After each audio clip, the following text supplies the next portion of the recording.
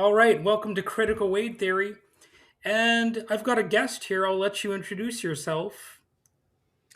Hi, everybody. My name is Maya Rupert. Thrilled to be here. And what is your background? Like, what's your career in? Well, most of my career has been spent in sort of movement politics. I've worked in social justice movements for a very long time. Um, More recently, I shifted into electoral politics. In 2020, I was Julián Castro's campaign manager for his presidential. When we withdrew, I went to go be a senior advisor for Senator Warren. And since that time, I've advised a number of different candidates and elected officials. And yeah, most recently, I wrote a book called The Real Ones, talking about authenticity, racism, and the different ways that in authenticity can actually wind up feeling like a privilege for a lot of us. It was informed by my career in politics, but it's much broader, I think, than a political question. I think it's one that we have to ask ourselves just in the world about sort of who is entitled to be their authentic selves and how do we create a world where more of us actually are. Sure. Well, like in my high school days, I definitely felt like more of a social chameleon.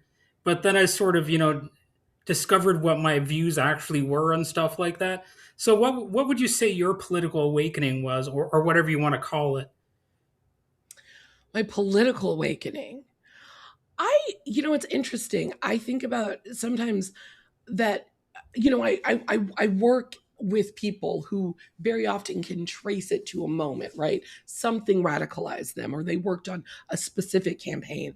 I don't quite have one of those experiences. I more feel like growing up, honestly, growing up as a Black girl in a predominantly white area, I remember realizing that there was a point where I kind of understood that my identity as a girl was one that was sort of shared with a number of other people. And my identity as a Black person was something that I was one of very few, but also that talking about race did not feel like talking about gender.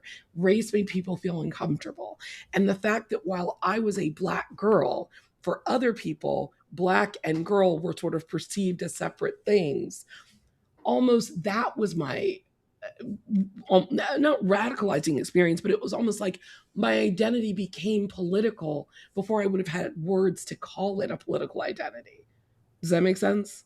Sure, I understand that. And as far as not that you asked this question, but the moment in my life where I started to understand politics was when I learned of the relationship between Adolf Hitler and Henry Ford. I started to connect some dots. Okay. There was like, why was this industrialist who we're supposed to basically be proud of allied in some ways with the Nazi movement?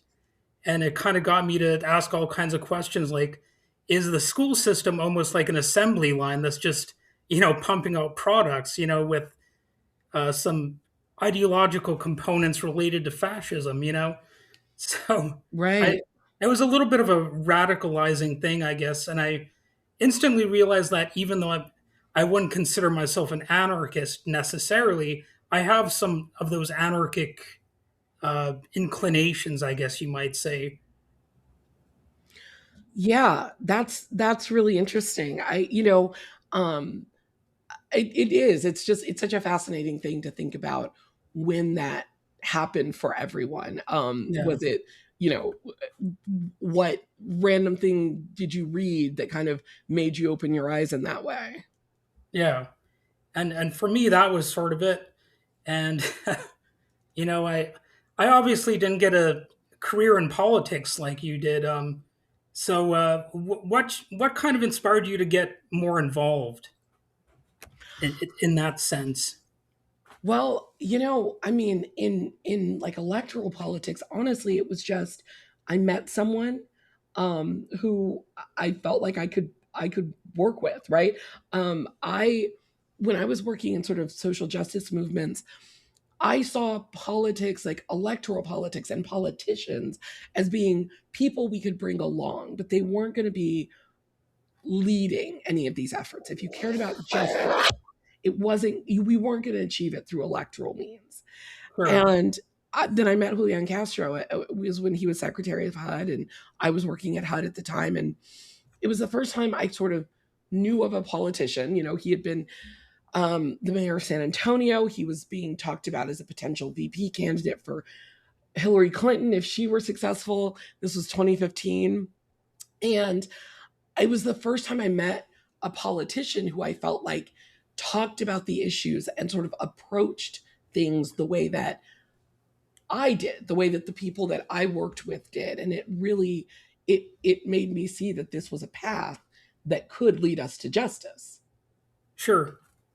And there are some people who think it's an either or thing where you have to like throw out the entire system, or like, at least like cater to it as is. But in reality, it's going to be somewhere in the middle if you want, you know, things to change.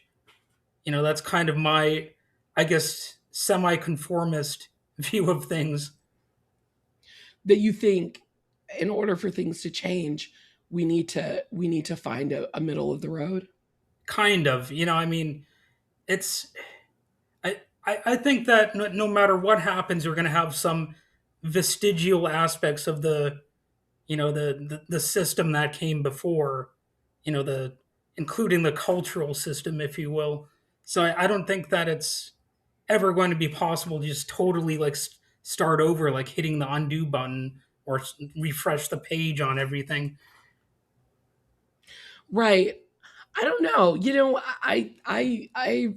I feel like we're definitely going to have to find a consensus. I don't necessarily think that that consensus has to be sort of the middle, right? Like I think that Yeah, we yeah. need to find places where there's broad consensus, and I think there are actually a lot of places, more than I think we give credit for, where there's actually a consensus.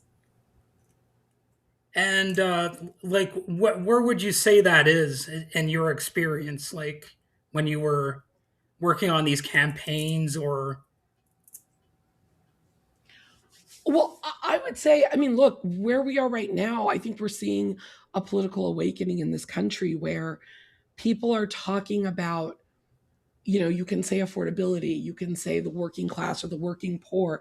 I think that all of a sudden people are genuinely willing to talk about the fact that for too long our politics have centered the interests, corporate interests, the idea that if we take care of corporate interests, if we abide by the market, that everyone benefits, has never been true, but for the longest time it's been sort of the status quo. sure. And I feel like we're seeing a moment right now where people are saying no. I should be the center of my politics, and if I'm looking around and saying that my interests are not being talked about by the people I vote for, then I'm going to vote for someone else. And we're seeing something different happen. And what's interesting about this move is that it's not just happening on the left or the right, it's happening on both, right? Like, I think the populism that we're seeing from Donald Trump and from somebody like AOC or Mamdani, the thing that they have in common is centering regular people and trying to unrig a system. Now, I would say Donald Trump's version of this is at its core uglier because it's trying to pit people against each other. It's saying you're struggling because we're helping someone else.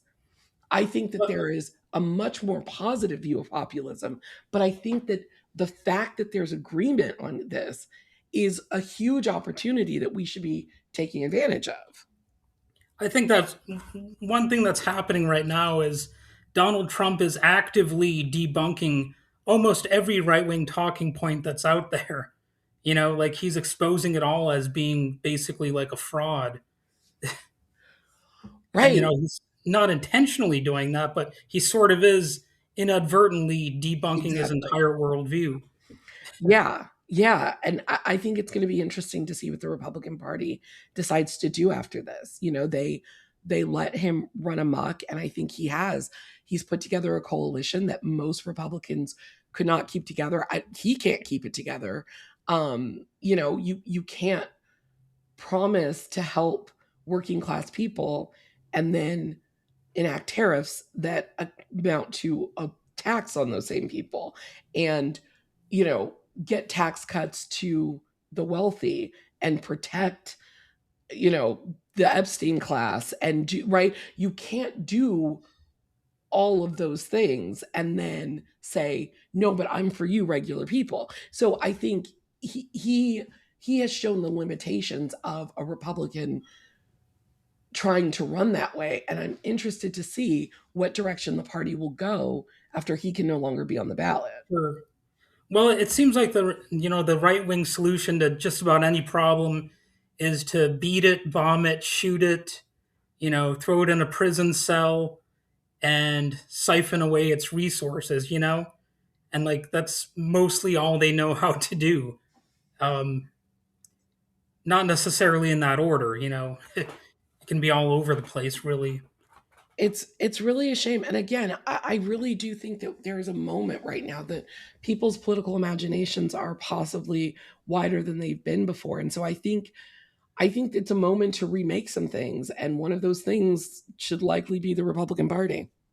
Yes, I agree. Although if the Republican Party ends up going bye-bye at any point, I'm not going to really cry a whole lot of tears about it because Nancy Pelosi some years ago said we need a strong Republican Party, and I was like, I don't, I don't need it. I mean, I think that it's good when people feel like they can look to their leadership and their interests are represented. And if there are people who feel represented by the Republican Party, then I agree there's value to it being robust. I think that the damage that has been done to that party by Donald Trump is not even we haven't even scratched the surface of it. Um, it's so interesting to think about, you know, 20 years ago when the Voting Rights Act was reauthorized, Sheila Jackson Lee and Bush 43 were, there together, signing and celebrating it. Because at that point, the Republican Party would never have taken aim at the Voting Rights Act. That, Sure. I mean, that with that kind of focus and glee, definitely it was laying the groundwork for where we are right now. But the shifts that were taken so that now it is okay to say that that the Voting Rights Act, we shouldn't need it anymore, and that's looked at as progress. The ways that people have weaponized anti-racist rhetoric, um this is not the damage that has been done will take generations to undo. And when it comes to this sort of thing, I think a real dark sign was when it wasn't a disqualifying thing for Donald Trump to claim that Barack Obama wasn't even a citizen of the United States. Yeah. You know what I mean? That was sort of one of the signs that we're going down a real darkened path here. Yeah. Birtherism was maybe it was the fact that it got treated the way that it did. And it was, yeah, it wasn't just not disqualifying. People adopted the talking points, and they were just allowed to do that, and there was no outrage, and the press didn't hold them accountable. And then all of a sudden that was just one more opinion you were allowed to have. um the death of the fact, not like that mattering, that there was a fact here, that it was untrue, um that sort of not mattering anymore. Like you could see the blueprint for where we are now then. And of course, there were proto Trump moments too, like George W. Bush lying about the Iraq War and stuff like that, Yeah, the lack of WMDs, and the fact that he was never really meaningfully held accountable for that, which, in my view, could be seen as a form of fraud against the public, you know? And absolutely. I think he should have been impeached over it, but it never happened. And Yeah. Yeah. he continually dropped the ball, and it's sad to see for sure. You know, it really is. You look at that moment, and I am still surprised and disappointed that he wasn't impeached. The the what that did, that lie, that war, um, what it did, the lives it cost, it can't be overstated. But I also feel like I remember the loss of credibility of journalists over it, right? Like Sure, there, sure. there was the accountability should have been more, and it should have been more equally shared. But there was a difference, I feel like. Right now, we're in a situation where Donald Trump said that he ordered a strike that obliterated Iran's nuclear capability, and then months later said we have to go to war because they are close to a nuclear weapon. Yeah, And yeah, those things are completely inconsistent. And yeah, there was some chatter places, but there was no widespread, journalists saying this far no further. Like that doesn't yeah, even make yeah, sense. There was no there, and he didn't get authorization, and you know there wasn't even a consistent, well, then we shouldn't fund anything until, the the way we have slid down a hill where you're allowed to get away with these kinds of things, and they cost people lives, and they will cost more, and they are being paid for on the backs of working people in this country. It really is. I just come back to it, the damage that he has done to just the way we operate. sure. We really have only begun to see. And when it comes to that sort of thing, the common observation is, well, how come they always have money for more wars, but not money for things like better health care and programs to address homelessness and stuff like that? They in fact want to cut those things. Yeah, it's really it lets you know that the limitations of our, like, that what we allow to happen, what we are comfortable happening, dictates what's going to continue to happen. If we just say, well, homelessness is inevitable, then it's going to get treated like it's inevitable. And Sure. if we can say, well, yeah, people are going to have to sleep on the streets, but we can't possibly not fund a war. We Yeah. have to find the money when it's for the military. That will continue to be the truth. And so that's why it's so hard when people say, that progressives are going too far and you're asking for too many things, you're demanding too many things. The problem is, if we don't demand it, we will continue to say it's acceptable for people to be homeless. It's acceptable that some people just don't have enough money to feed a family. It's acceptable that you can work full time and have to work another job in order to make ends meet. If we don't say that's wrong, then it's never going to get the treatment that our military industrial complex gets. And so we have to demand something different. Well, of course, the argument they would make is that the homeless people, they're all like mentally ill or criminals, or they've just made bad decisions. It's never about society at all failing, or the system being too hard to afford. It's almost like they think people become homeless for fun or something like that, or just because they're like bad people. But as the economy gets worse, I think more people are going to end up facing these kind of crises, and I'm not sure how well that sort of propaganda is going to work. I think, unfortunately, that's exactly right. I think COVID was really eye-opening for a lot of people. I think a lot of people because look, when people say that, especially when leaders say, well, it's because they made bad choices and it's because they're all, you know, addicted to drugs, or they can blame substance abuse, they can blame mental health issues, which by the way are healthcare issues. But let's take a step away from that for a minute. The people that are saying that generally don't. They know better. They know that more is obviously going on. Yeah, But if they are able to use that rhetoric, more of us believe that's true because we have an incentive to believe that the difference between me and somebody sleeping on the street is that I would not let myself get there. Yeah, yeah, COVID let, I think, a lot more people see that they're much closer to being homeless than they are to being a billionaire.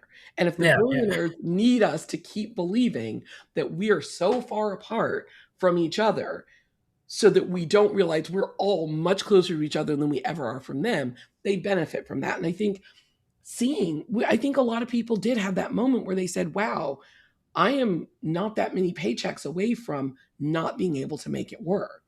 And that is what is going to help us shift this, is recognizing that we are in significantly closer positions to each other and that our political, our social, our like our collective good is benefited from solidarity with each other more than it ever is going to be from alignment with wealthy people who are not looking out for the best interest of the majority. And of course, more proof of their intention to divide us as the focus on LGBT people, as some supposed villain, like the scapegoating of those types of people. Yeah, it's a really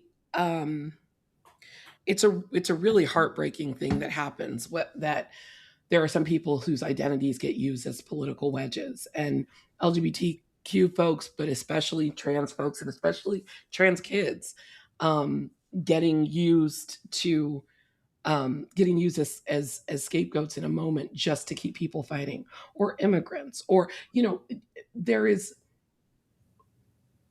there's it's just the height of cynicism Oh to yeah, try to yeah. pick communities with less political power and try to use that to keep us all fighting, when the fact of the matter is we could all be better off tomorrow, all of us. And there's like a difference between statistics too that I don't think people understand that, like, yes, you hear that trans people are a small percentage of the population, but I've had trans coworkers, I've got a transgender cousin, and all that kind of stuff. So I've had multiple trans coworkers, and I live in a relatively rural area too. Right. I mean, I think I think people I think I, trans folks do exist in every community across, right? Like, and the fact that they make up a small percentage of the population means that anger being directed at them is going to, by its nature, be outsized. But that doesn't mean that they are not important and critical pieces of every single community and family and worthy of dignity and respect. It's just that if you find out that we are fighting as like that presidential candidates are coming up with policies around people that make up such a small percentage of the population, we should double check why it is we're having this conversation at all. And more likely than not, it is not for the actual reason that anyone is saying. And of course, the billionaire types tend to dominate the media in terms of the ownership, and they are the ones largely driving that sort of talking point and manufacturing that agenda in the first place. So it really is something that does originate in the ruling class sort of ownership structure. Right. Yeah. I mean, yeah, we need fewer things that are being owned and run by billionaires, but especially fewer things that are collective goods, our media, the ways that we communicate with each other. We need more independent sources, or this is going Sure. to continue. Well, like it would be nice to be able to buy stuff from Amazon or Walmart without feeling like you're contributing to something evil, Or Right. if I mean, that's the tough thing. They've done exactly what you do in a capitalist society, is that you make it so the product is so convenient, so cheap, and in a world where people are overworked and are not paid enough, convenience and affordability make it impossible to stay away from something. You can't Sure. effectively boycott when there are only some options that are affordable, and there are only some options that allow the convenience. And so they make it so they can't get people to just step away and just disengage, and they make us reliant on them. Exactly. And what are you working on now in terms of? Are you involved in any campaigns or anything like that at the moment? Yep. Right now, I'm working for Charles Booker, who's running for Senate in Kentucky. Our primary is May 19th. He is the front runner. We're feeling really good going into the next few weeks. But I mean, politics is another place where money has become such a deciding factor. And Charles is being, he has been massively outspent, and still leading in the polls, which is huge. But it is difficult to not be a big money candidate. He has said he will not take corporate PAC money. He will not take APAC money. He is insistent on this being a grassroots powered campaign so that he is only accountable to people, which is exactly who we need. And it is very difficult to run a race that way. And that is one of the, I feel like it's just one more example of how money in politics makes it very hard for us to get leaders who are going to prioritize regular people, because we've created a system where you almost cannot be a regular person and run for office. Sure. And what do you think is going to happen with the midterms? I know you don't have a crystal ball, but like, what kind of craziness do you think will unfold? Because I think Trump is going to try to make it so they can't happen. I think that he has tried to steal the midterms. The redistricting ploy was that. I don't think that has been as successful. Look, I think that we are going to have midterms that are an indictment of Donald Trump and what he has been doing to this economy. I think that the Democrats are going to overperform in a lot of places. I mean, this is why, I'm so excited about Charles in Kentucky, because I think we can win Kentucky. Like, I think that it's an open seat this year. Mitch McConnell is not running again. And I think everything is going to be on the table this year, because people are fed up and they are ready for a different message. Um, that's not to say that Donald Trump's not going to try to do something, and that he when he threatens it, he needs to be taken seriously, because we see what happens when you don't take him seriously. He cheats, and then everyone has done such a good job normalizing it. We consider it par for the course. So when he says things like, maybe I'll need to cancel the midterms, we should take that seriously. We Oh shouldn't yeah, start saying the midterms are going to get canceled. We should act as though the midterms cannot get canceled. As of course the midterms can't be canceled, but we should not pretend that he's not going to try. oh yeah, definitely. I mean, we obviously saw that in 2020 with the fake electors slate, and I thought it was pretty disgusting, like when he said that they were finding ballots in rivers and stuff, and he never said which rivers they were showing up in, or even which cities or towns. And the media didn't really do enough to hold him accountable on even small stuff like that. I know it might seem inconsequential, but like that was something that should have been treated as if it was a major claim. Even little things like that, to me. Yeah. No, it's true. I mean, the media has got to reclaim the the role of the fourth estate. It's not supposed to be the president says things and you're not a stenographer. Like, the point is to push back. The point is to fact check in real time. The point is to let him answer for the things that he has said. It doesn't need to become adversarial. It doesn't need to become hostile, but it's not just we don't just need a recording of everything that Donald Trump says. Like there needs to be more real-time pushback, because otherwise he just gets away with this stuff. Sure. Well, I guess that's probably uh, enough for the episode. Do you have anything else you would like to add? No, thank you so much. I'm glad we got a chance to talk. Appreciate it. Yeah, yeah. I hope I covered enough ground for it to be a compelling episode for everybody out there. Yeah. Um, and if you ever want to have a discussion again, you're welcome to return. Thank you. I appreciate it. Yeah.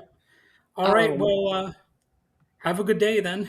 hey, thank you so much. It was really good to meet you. Yeah. Thanks.